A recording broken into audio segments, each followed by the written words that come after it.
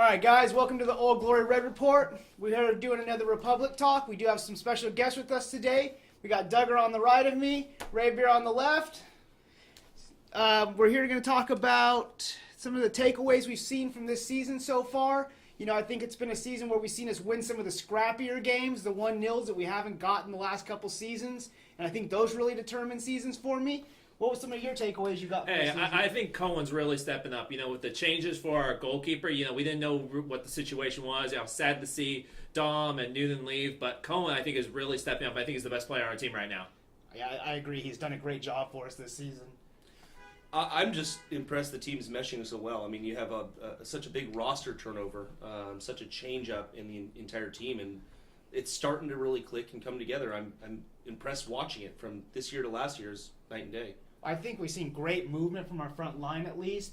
Iwasa has made a couple of great moves. You know, solo kind of efforts has put some great goals in. You know, I think the back line's been maybe our biggest kind of issue, and Cohen has saved us quite a bit this season. So I'd like to see that. This last game we did see our real deficiency in the back line with not having any cover with our injuries and everything. What's your take on maybe that back line and that situation? I like it. I mean, to be fair, coming off of Kiffy gone, Christensen gone, Republic's always had a decent back line, a decent defense.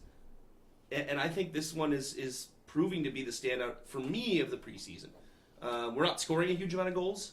Scored the exact same as we did last year at this point in the season, but we're keeping him out a little better, in my opinion. Well, I'm actually surprised how well they're doing it. Yeah. When you get 4 new people together, you have to have that chemistry about who you're used to coming back, coming forward, and then how the keeper can communicate with these guys. And so with this roster churn, which comes in USL and just sucks as a fan sometimes, where you build the relationships with the players and you get 5 or 6 returning, but to actually still be at the top of the table right now is just really surprising for our team. Yeah, we have got a couple clean sheets on our last games. Even with the 2 defensive mids playing center back last game, we still got the clean sheet. So that is good signs looking forward to maybe a little bit cleaner of a game for us this year. So, you know, I'm really looking forward to seeing when those players develop and some of those guys coming back into that the defensive area for us. Talking about Cohen a little bit, you know, for me, I think he's been our player of the season. I think a lot of people agree with that. But I think Iwasa is also up in the running. He's saved us 3 points. He's given us 3 points just as much as Cohen is saving us 3 points. What's one of the players that you think might be your player of the season so far? You know, Iwasa's definitely made some huge strides. His strength is impressive. His movement's impressive. You know, you can't overlook Bijev. You know, I expected Bijev to have a good year, to be strong. And yeah, he's Bijev being Bijev, but he's strong. He's always in there fighting for every ball, giving 100%, working hard to get every opportunity, feeding the passes out. He doesn't seem to give up. Yeah. Well, I love his aggressiveness because you know, he's 25 right now. And to really make that next step up from USL to MLS, which I think he has it in him, you could tell he's hungry out there. Yeah. And not every player in this league is really hungry. And man, if he could just really gel with our team, because you know because he was only half a season last year, and now it's hopefully a whole season this year. His aggressiveness, I hope, can come through, because he's a player that I actually believe that he can actually make a step up if he really improves and gels with the team. I would also like to add Moffitt, coming off of a complete year out almost, and coming back in, and you could see after he scored that penalty, he stepped up, he took it. After he scored it, the celebration was not a hey, I scored a goal, yay. You know, it was a, oh my God, finally, let's go. And you could see he was excited to play again. I know, I mean, the emotion for a man like that had a full career, has to go back down to the second division, and it just has to come together, and I'm so glad it's coming together. Because when I've seen him get hit so much last game, I'm just like, don't get injured again. Yeah. Don't get injured again. Like, this is your job, man. Yeah. Crossing your fingers. But then, you know, he dropped back to the defense, and then came through, and you know, he has that ability in him still. You know, with the younger squad that we have right now, it is good to see a little experience come into the lineup. And when we had Hall and Moffitt in their last game, I guess that's like where you did see that defense sum up a little bit, is they both do have good heads on them. A couple of guys that have got experience in good leagues, you know, been playing really well. So I think having that little bit of experience has kind of helped us out a little bit as well with those guys. So. Our next big topic I would like to discuss today is the ESPN Plus. Now, this is one that I know has got controversy on both sides. When I first heard about it, I was pissed because, I'm trying to get the content the next day to review it as someone that's creating videos. And with not being able to get that at first, I thought, how am I going to do this? But I did realize now that if I pay the $4.99 a month, or what is it, $49.99 a year, I can still see the games afterwards and still get my content. So I guess, I saw it coming eventually, and it's something that I knew was going to happen, but I'm just not sure where that money's going to go. What's your take on that whole ESPN Plus? Well, I mean, this is a league that needs to start monetizing what they're doing. You have a lot of teams that lose a lot of money still. A lot of these, like, two teams, like Portland for their two teams, Seattle. I could see the league wanting to actually try to make some money on their broadcast revenue, because for major sports, your number one revenue generator should be your broadcast rights. But that's probably never going to happen for USL. Yeah. So they probably want to shift the needle there. But for producers like you and super fans like all of us, how can we watch the game again unless we DVR it on our local feed? Yeah. My big takeaway from the whole thing, and my big concern with it is it's $4.99 a month or $50 a year, but it goes to what? English Championship, cricket. There's 10 different sports it goes to, and how much is USL actually getting? How much is being divided to 32 teams? Is it really profitable for the USL? At the same time, the YouTube was getting so many people who were like, hey, we can just watch this game, put it on YouTube, we're good. Now these people are going to go, I'd love to watch it, but I can't. So I think it's going to kick out some of the casuals and monetize off of the diehards, which you and me and us are the diehards. I feel like it's kind of a screw you. We know we can make money because we have this product and you want it. To me, but again, there's multiple sides to everything, and it's been a good talking point for a lot of people lately. Well, if you're ever on the internet, on Twitter, it's easy to get upset and yell about things, and that's the one thing I know about the internet. Yeah, well, it's been a hot debated topic on the internet recently. I know a lot of people have strong feelings about it. Myself, I kind of agree with you. It's split between the MLS and a bunch of other, there's PGA on there and all kinds of stuff. How much money are we really making to how many fans are we going to lose?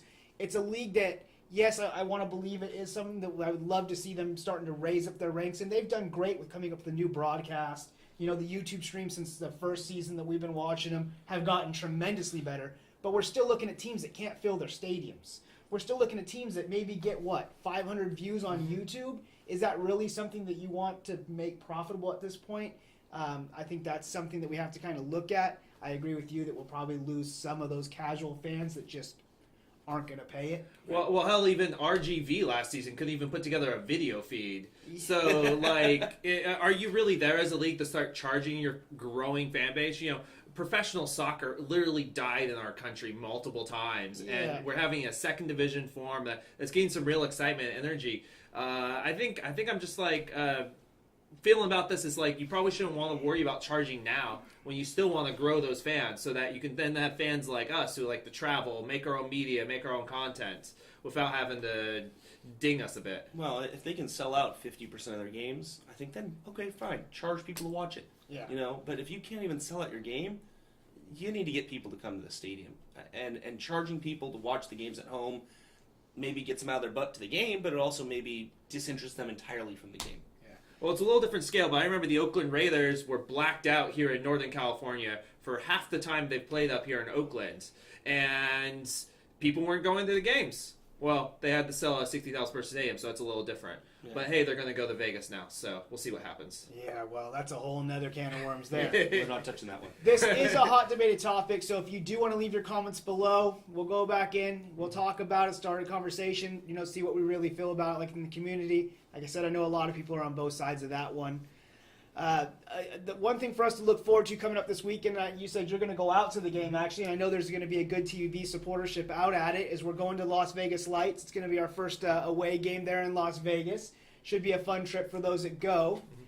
They're a team that has been leaky in the back and, really potent up front. We talked about it beforehand, 6-4. They had 6 goals in this season. They have 4 against them. So they're a team in 3 games. They didn't have a game last week, so they're kind of coming off a break as well.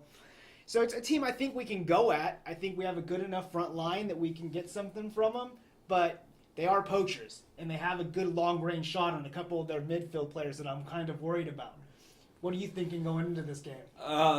Well, assuming they don't start the llama in midfield, which, if you don't know what the llamas are, it's a long story. They're fast. They have strikers. They're going to come at you. They're going to come at you. It's an entertainment value still for them. They're still trying to draw a lot of fans to their stadium in their first year, so they need everything to be entertaining, and that means goals. And I think this is going to be a bit of a shootout. I think it's going to be a bit physical as well. So it's going to be an interesting game. I definitely will be a great one to go to. Kind of now sad I'm not going, but it's. There's been no clean sheets there. There's no clean sheets at their stadium. They've not had any clean sheets. They've not scored. So it's going to be an interesting one to watch. Yeah, the paint's still drying off my hands for the thing I painted for the game on Saturday. So look out for that. But the real reason I'm going, they have a DJ booth. Nice. So DJ booth instead of support section, come on, man. I got a little soft spot for that one. Gonna get funky during the game. Can you find me the roller coaster in the stadium? I've heard they've have some roller coasters now. Really now? Not really. Oh, but it doesn't surprise you. Why do you go watch it doesn't surprise you. It's the logical next step. So, Las Vegas is a team that really hasn't found their formation yet. They really have came out in 3 games. They came out with 3 formations. It doesn't really look like the coach really has a game plan. So it's kind of hard to predict what Elliott's going to do in this game. We have a lot of injuries as well. So that kind of leaves us with some spots in our lineup that we're not quite sure who's going to be filling them coming into this next game. Now, unfortunately, we don't get good enough injury updates to know who's back and who's out still. One day, I know Republic will get us that information on time, but for now, they're kind of, sparse with it, if we would. So, what are you kind of thinking for the scoreline of this game? The last prediction I made, I went against Republic. I think it's going to be a 2-1 Republic win, which is going to be difficult because it's in Vegas. I've been swinging back and forth. I'm thinking 2-1's the scoreline. I'm not sure which way, though. I'm going Republic. I don't think it's going to be a draw. Both sides are going to push. It's going to be a win for somebody. How does that sound? I think it's going to be definitely high score. I think it's probably going to be more than 3 goals. I probably think like maybe a 4 or 5 goal game because if these people are hungry, remember now Vegas has had 2 weeks of rest now, and it's not even like it's got hot in Vegas yet. And one thing I'm going to be interested in is with Sammy Ochoa, if he's going to be starting up in Vegas, to see if Sacramento is going to mark him. Because they know how he's going to play, so you got to actually tape on one of those players more than anybody else. Yeah, no Ochoa. Yeah. Mm-hmm. Yeah, well, we are seeing Ochoa back, and he has started on the last couple games. So, you might see him starting in a 4-2-3-1 kind of lineup, bot up, and we know he can't put goals in. My prediction was along the lines with you on a 2-1. I think the Republic can knock it out, but it is a team that we could see a big goal-scoring game like that. But I think I'm as well going to go with the 2-1 on this one. I think we'll get the 3 points and we'll carry on. Any other thoughts that you guys would like to talk about before the video's over? Not particularly. I mean, I want to definitely applaud the groundskeepers from the last game, if they ever watch this, which I don't think they do.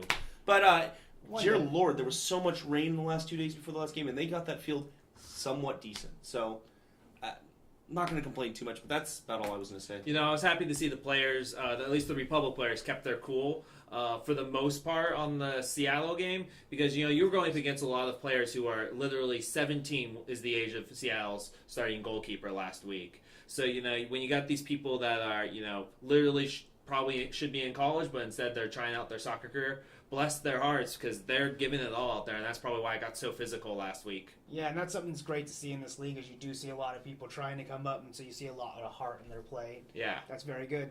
All right, well, thanks again to my guests. We got Rave Bear and Dugger here. Appreciate them coming out. We got Las Vegas coming out the weekend, so make sure to go out and check that game out. I'm sure there'll be watch parties if you can't make it out to it, so go out and support one of those watch parties. And until then, we'll see you guys. Republic! We are Republic!